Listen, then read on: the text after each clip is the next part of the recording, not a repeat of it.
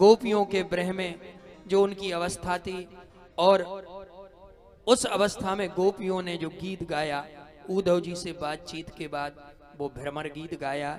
भ्रमर गीत में बड़ा सुंदर भाव छिपा हुआ है। इन गोपियों ने एक भंवरे की उपाधि कन्हैया को दी हुई है। ऐसी ये दिव्याति दिव्य चर्चाएं हैं। कहाँ तक हम संसारिक व्यास कर सकते हैं। और सायंकालीन का समय, सबको अपने अपने घर जाना है। कथा भी अपने उपसंहार में पहुंच गई है। आगे जो वर्णन आया, महाराज कंस के दो पत्नियां थीं, अस्ति और प्राप्ति। उनके जो पिता थे जरासंध, जब जरासंध को पता चला कि कन्हैया ने, वसुदेव नंदन ने कंस को मार डाला, तो इसने भगवान कृष्ण से वैर कर लिया और इसने मथुरा पर आक्रमण कर दिया। 17 बार भगवान ने इसको हराया। और जब इसने 1000 ब्राह्मणों को अपने घर में भजन करके बिठाला कि जाओ तुम भजन करो, मैं मथुरापुरी को जीत कर आऊं, तो कन्हैया ने सोचा, ब्राह्मणों से ये कहा दिया जरासंध ने, अगर मैं युद्ध में जीत गया तो मुंह मांगा धन दूंगा, और अगर मैं हार गया तो तुम्हें मौत दूंगा। भगवान समझ गए कि निरपराध ब्राह्मणों की हत्या हो जाएगी। तो भगवान ने ब्राह्मणों के सम्मान के लिए उस समय जब इसने 18वीं बार मथुरा पर आक्रमण किया, तो भगवान उस मथुरा को छोड़कर उनने विश्वकर्मा के माध्यम से द्वारकापुरी का निर्माण करा दिया और भगवान रणछोड़ राय बन गए। बोलिए रणछोड़ राय भगवान की जय हो। भगवान तो भक्तों के सम्मान के लिए कभी स्त्री बन जाता है, कभी सारथी बन जाता है, कभी कच्छप बन जाता है। आज मेरे भगवान माखन चोर बने, वस्त्र चोर बने, आज रणछोड़ बन गए। इसी प्रकार आगे जो दिव्याति दिव्य कथा आती है, बोल काल यवन, बगैर पुत्री के घर में शोभा नहीं होती। आज लोग पुत्री को पसंद नहीं करते। तो महाराज एक बार जंगल को गए और कमल पुष्प पर उनको एक नन्ही सी परी मिली। महाराज भीष्मक उसे वहां से ले आए और उसे अपने राजमहल में पाला। उसी का नाम रुक्मणी हुआ और वो अपनी पुत्री के समान उसको मानते थे।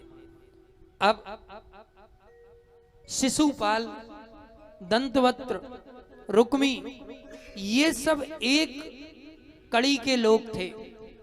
और रुक्मणी ने बाल्यकाल से ही कन्हैया की चर्चाओं को सुना, कन्हैया की लीलाओं को सुना, हमेशा उनके गुणानुवादों को सुना।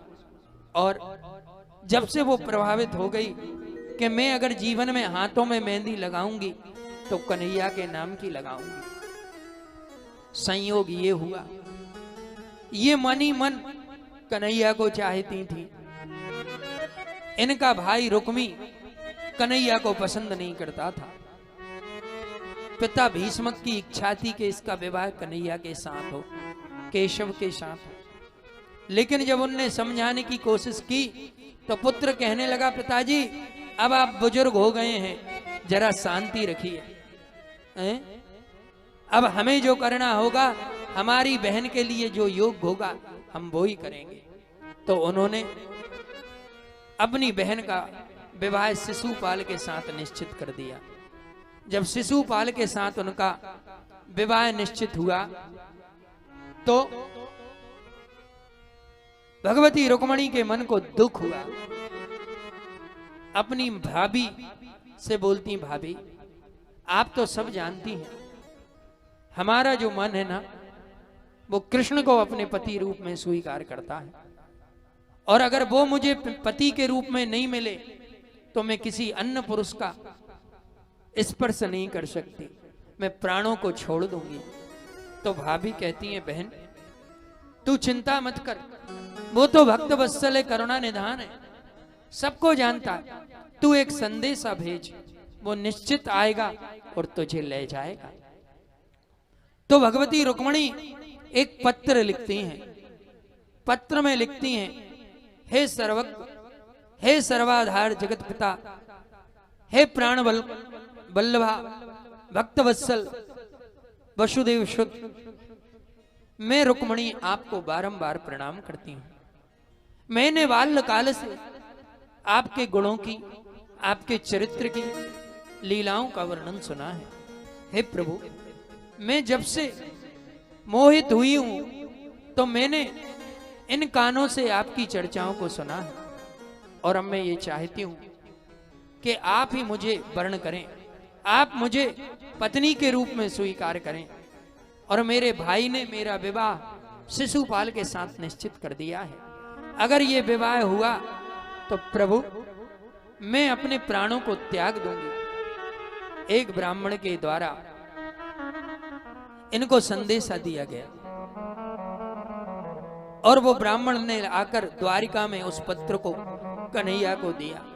कन्हैया ने पहुंचे ब्राह्मण, और जब पत्र कन्हैया को मिला तो उन्होंने एक पत्र लिख दिया, जाओ जाकर रुक्मणी से कह देना कि मैं आऊंगा जब वो गौरी पूजन के लिए आएंगी, और उनका वहां से वरण कर लूंगा। आज शिशुपाल विवाह की तैयारियां कर रहा है, इसने लाखों सैनिक लगाए हैं, वो छलिया कुछ भी कर सकता। रुक्मणी को यह विश्वास हो गया था कि कन्हैया आएगा। सखियां मिलकर रुक्मणी का श्रृंगार कर रही हैं, कोई उनके बालों में गजरा बांध रही है, कोई उनके हाथों में मेहंदी लगा रही है। सभी सखियां मिलकर भगवती रुक्मणी का श्रृंगार करते हैं, और रुक्मणी कहती हैं आओ मेरे हाथों में मेहंदी तो लगाओ, लेकिन ऐसे मेहंदी लगाओ जिसका रंग कभी न छूटे। और आज सखियां भगवती रुक्मणी के हाथों में मेहंदी लगाती हैं।